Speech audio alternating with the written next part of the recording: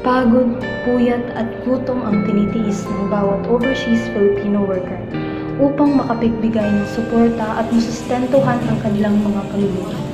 Mahigit 2.33 milyong Pilipino ang nagtatrabaho bilang OFW at 45% nito ay mga magulang na nakikipagsapalaran at tinitiis ang pangungulila sa kanilang mga mahal sa buhay upang makapagbigay ng maayos na kinabukasan, lalong-lalo na sa kanilang mga anak. Bilang isang ina, responsibilidad ko ang magbigay ng maayos na pamumuhay sa aking mga anak. Kahit mahirap man, titiisin ko ang lahat, makita ko lamang silang masaya at komportable sa kanilang pang-araw-araw na buhay. Ang sakripisyo ng isang ina ay hindi matutumbasan ng kahit anong bagay. Handa akong magtrabaho ng mahabang oras, lumayo sa aking pamilya at tiisin ang pangungulila at pagod upang makapagpadala ng sapat para sa kanilang pangangailangan at edukasyon.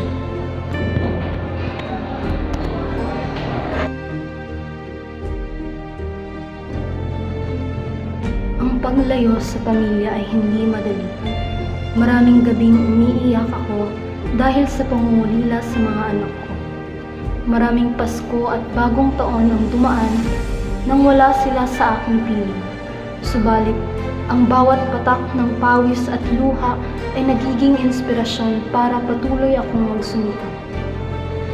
Sa kabila ng lahat ng ito, kami ay may pangarap na balang araw kami ay makakauwi at makakapiling muli ang aming mga mahal sa buhay. Ang bawat padala, bawat tawag at bawat mensahe ay nagpapaalala na lahat ng kanilang ginagawa ay para sa ikabubuti ng aming pamilya. Titiisin ko ang lahat, makita ko lang sila na masaya at komportable sa kanilang pang-araw-araw na buhay. Ito ang tunay na kwento ng bawat ina at bawat OFW. Isang kwento na walang kapantay na pagmamahal at sakripisyo.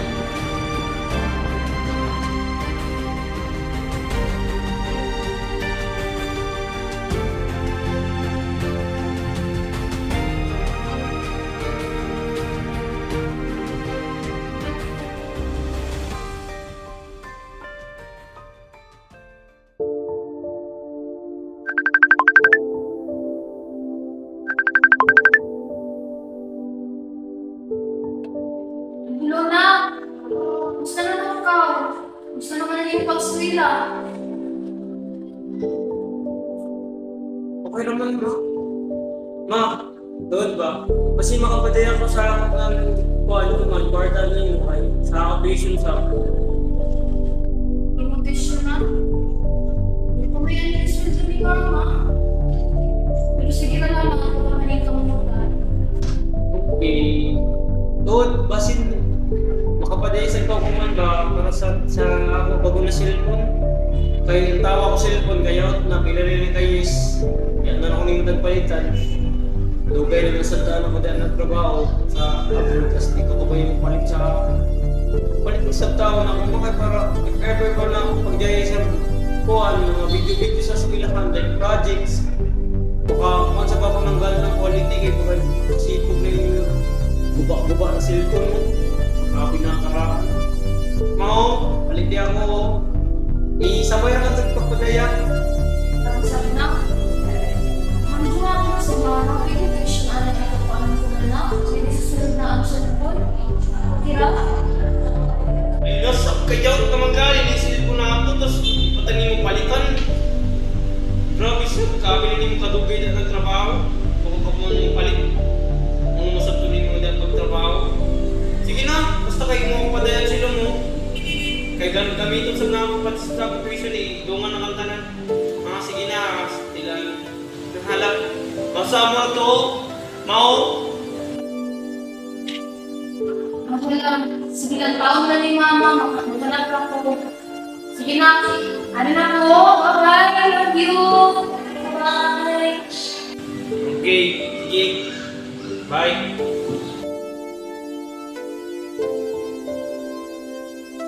Morning, Mom. Kapag-work ka pa.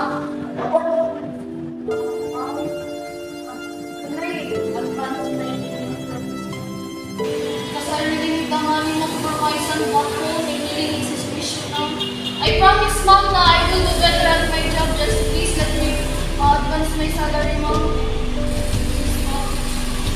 Here, take it. But promise me you should do your work properly. Yes, ma'am. Thank you very much, ma'am. Thank you. Thank you very much.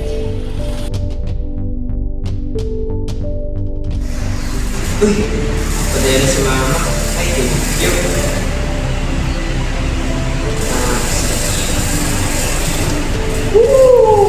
Dari ni Costa. Hi, thank you. Makaselfon naman ako.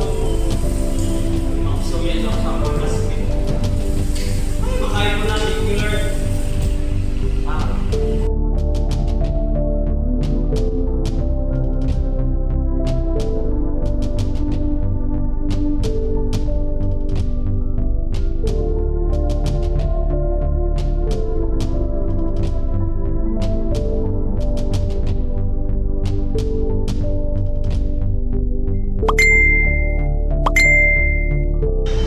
Nakday arani makabaday si mama na nung sinunod ko. Ay sab kalagot. Alas ito. Bahala ako diya ma. Bahala ako. Palit ako ng iPhone. Dati. Hira ka lang ako magbayad. Kaya gusto ba yun ako ng iPhone? Bahala. Mag-order ako ng iPhone, bahala. Phone 12 para bumiga.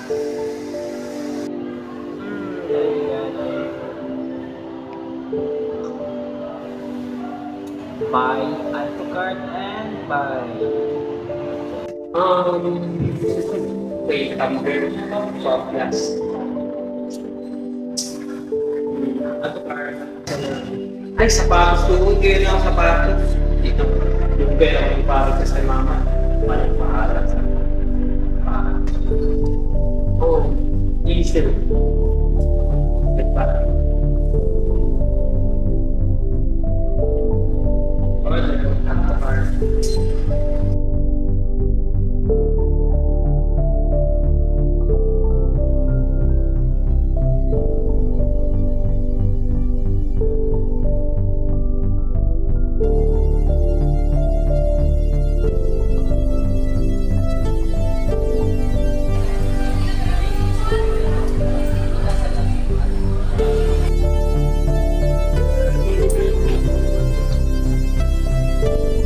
Uy, kapuna pala rin ako sa batos.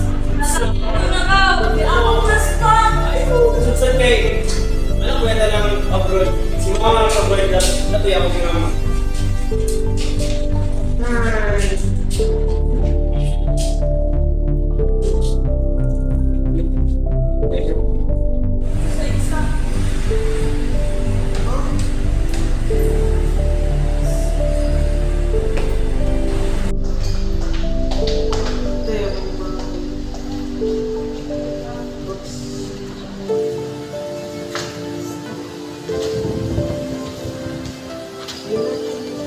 Ang beer mandahan yung bridge na bitaw. May constant siya. Ako si Kurt, isang anak ng OFW. Hilig ko ang humingi ng pera sa aking ina na nagtatrabaho sa ibang bansa upang makabili ng mamahaling material na bagay katulad ng iPhone, luxury shoes o iba pa. Shopee doon, bili dito. Kahit anong hirap ng ina ko at sakripisyo niya sa pagtatrabaho, wala akong kaalam-alam na naghihirap at nagdudusa ang aking ina sa pagtatrabaho. Hindi kumusta o mahal kita ay hindi ko masabi at tila ba'y wala akong pake. Matigasin ng ulo, walang respeto at hindi nakokontento kung anong meron kami. Ganun ako. Ang tanging nasa isipan ko ay maginhawa na ang buhay namin. Dahil akala ko kapag may magulang ka nagtatrabaho sa abroad, ay kaya na ng pamilya mo na bilhin lahat ng gusto mo. Pero mali ako. Kahit sa pag-aaral ko, ay di ko kayang masuklian si mama. Dahil nabulag ako sa mga material na bagay na kung ano ang uso o trending ay binibili ko.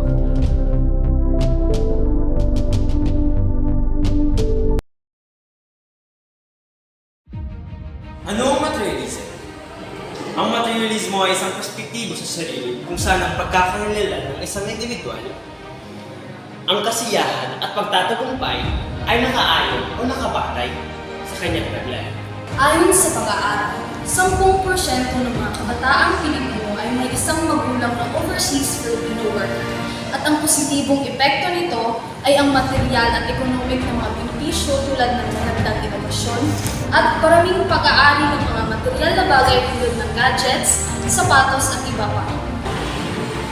Ngunit may mga kaakibat dito mga negatibong epekto. Ayon sa pagsisiyasan, ang mga anak ng OFW ay nakadevelop ng pagiging strong consumerist o mataas na pagkonsumo ng produkto at serbisyo. Ito ay ang pagiging materialistic.